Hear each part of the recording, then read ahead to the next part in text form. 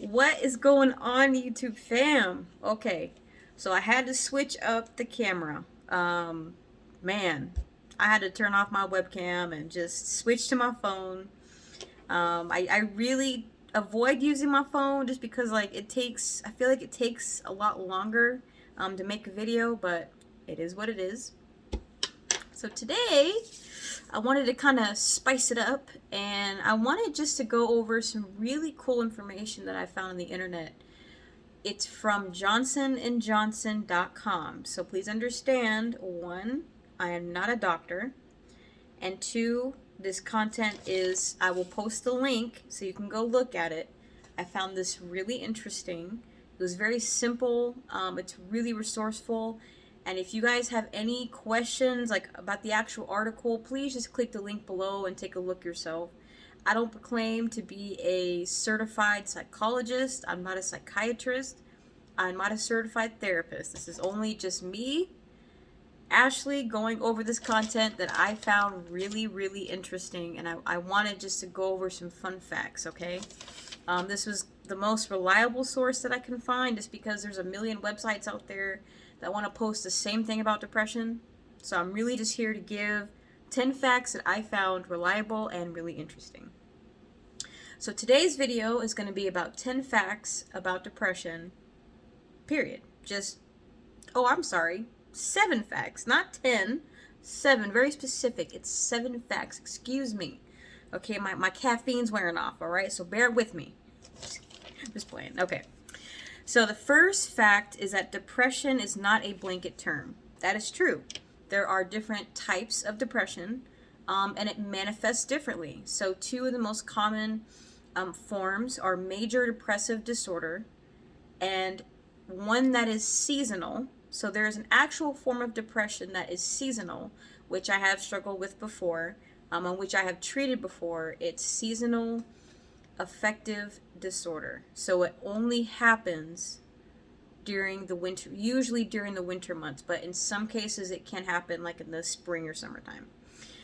When people think of the term depression, they think it's just one across the board. They think it's just one huge disorder across the board and that it manifests the same in men and women, and that's just not true.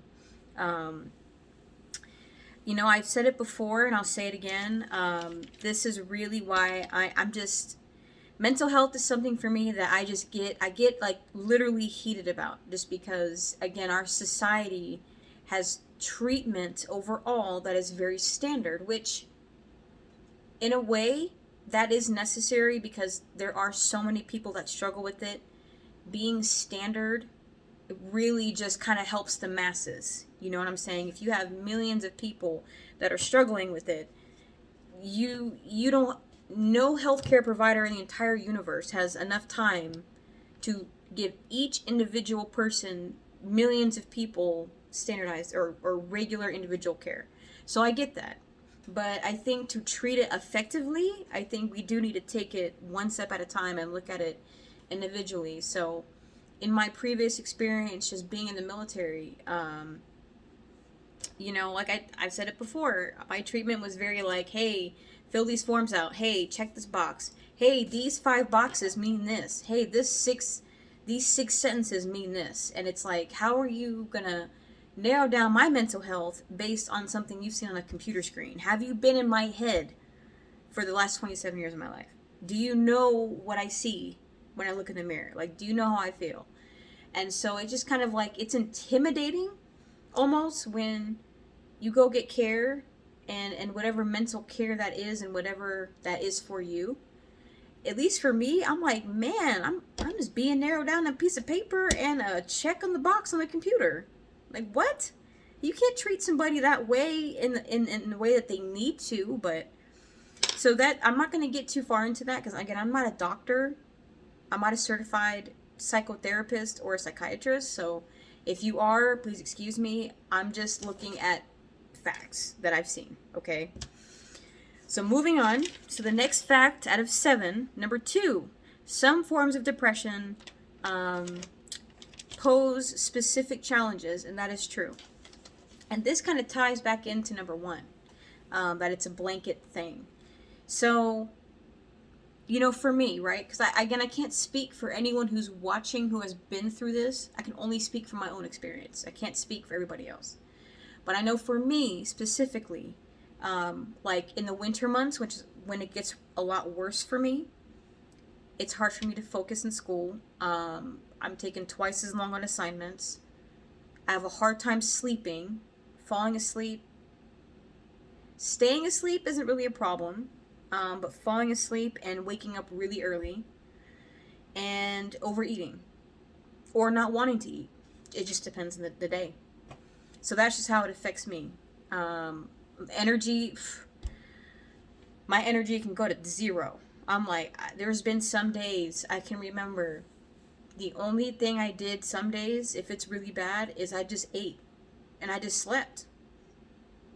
And I showered if I've had the energy.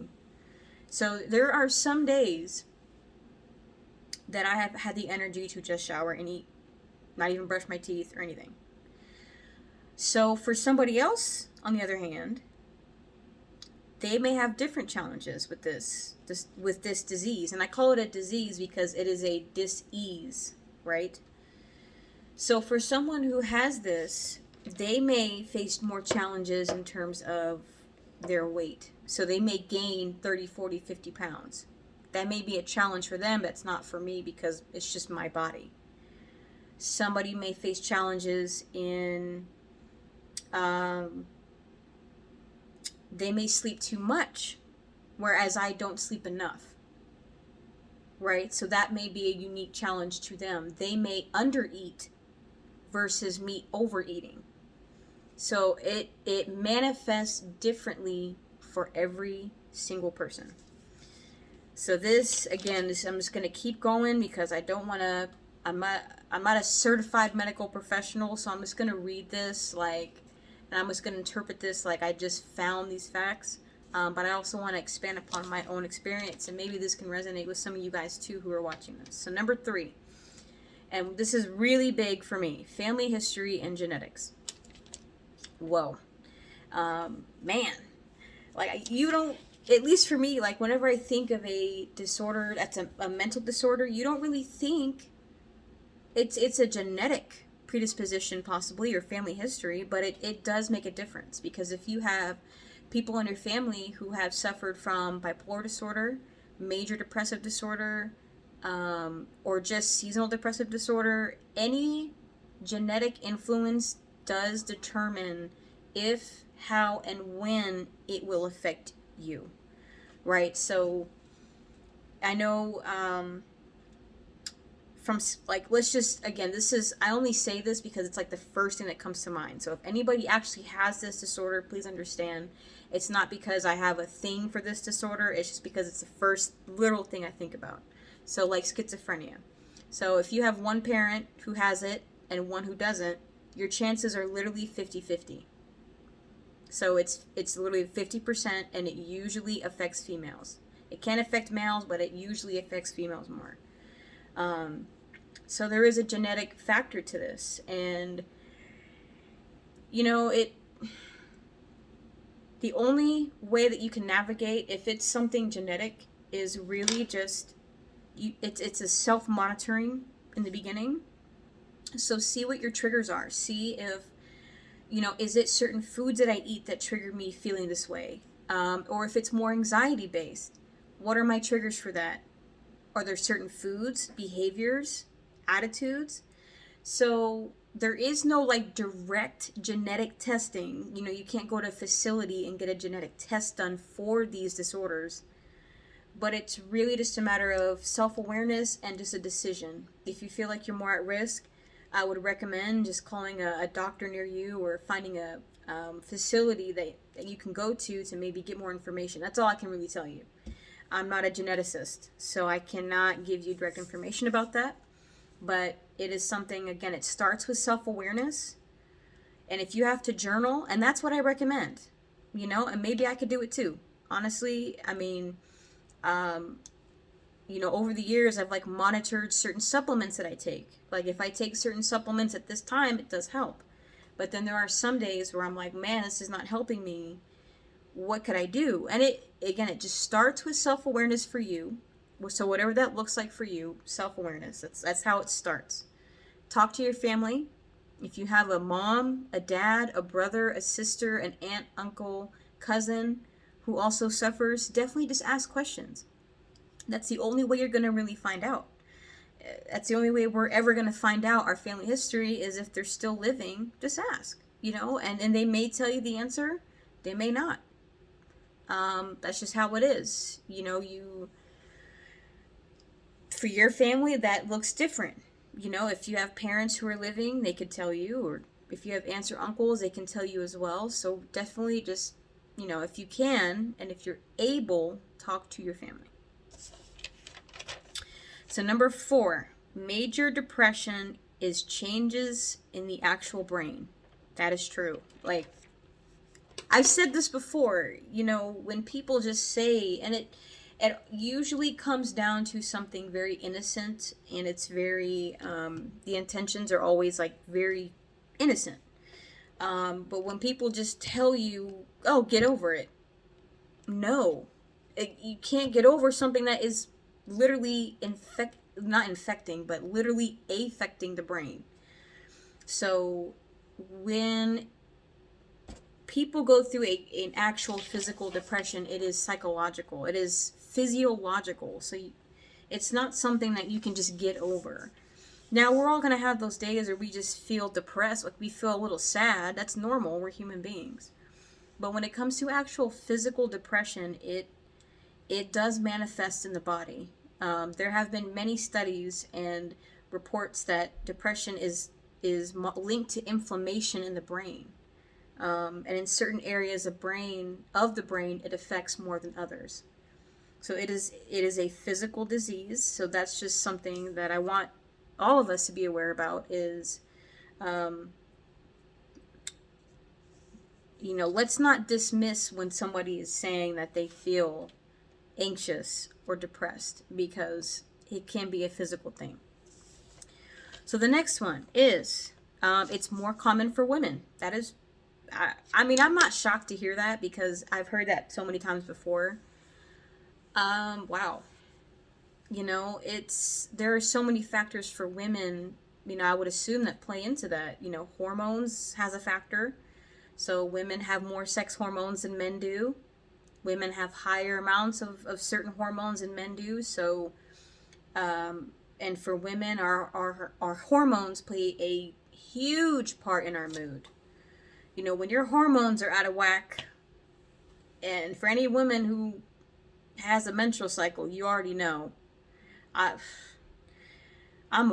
crazy. When I'm on my period, I'm literally insane. Like, I want to eat everything. I'm angry. I break out in crying spells for no reason.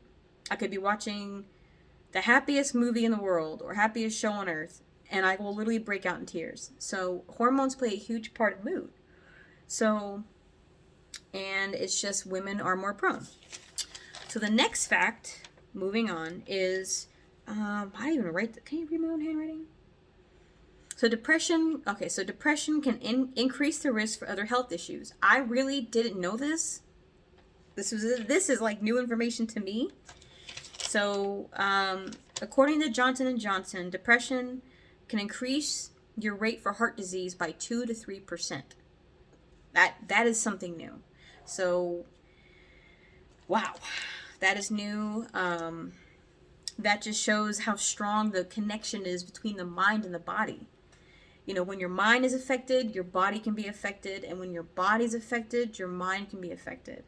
So that's just really shocking to me, even just me finding this out. And that's the last one. I'm just going to go right into it. Is that there are really effective ways to treat, anxiety and depressive disorders. Such as, and it lists here on the website, so exercise, even just going for a walk. Can be a really, really great way for you to just boost your mood. If you're feeling, like, I know for me, if I'm feeling really, like, stressed, I know that I like to just, sometimes just get up and even just walk to my mailbox, and that's like 1 minute away. Like, any activity that you can do to boost just you getting your blood flowing, and specifically to release endorphins. Will just help you feel better. And the last recommendation, again, according to Johnson & Johnson, is it's a, they call it, the nickname is talk therapy, but it's cognitive behavioral therapy. So this is an actual method of therapy for you to talk, and it focuses on specific behaviors and patterns in your life, identifying them, and building upon better habits and behaviors. So it's essentially, it is counseling, but it is also digging into your thought process and rearranging the way that you think and process. So I've been through that myself, and I actually found it really beneficial for me. You know, especially if you have a therapist that's very willing and open to work with you, it's even better. It is, yes, it is textbook, but I think specifically for this type of therapy, it does help. I've had it myself. So for anybody who, again, if you have any questions about what I found, please go to the link below in the description because I will post it.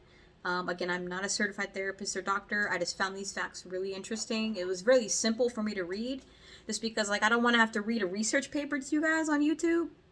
I don't want to read it myself.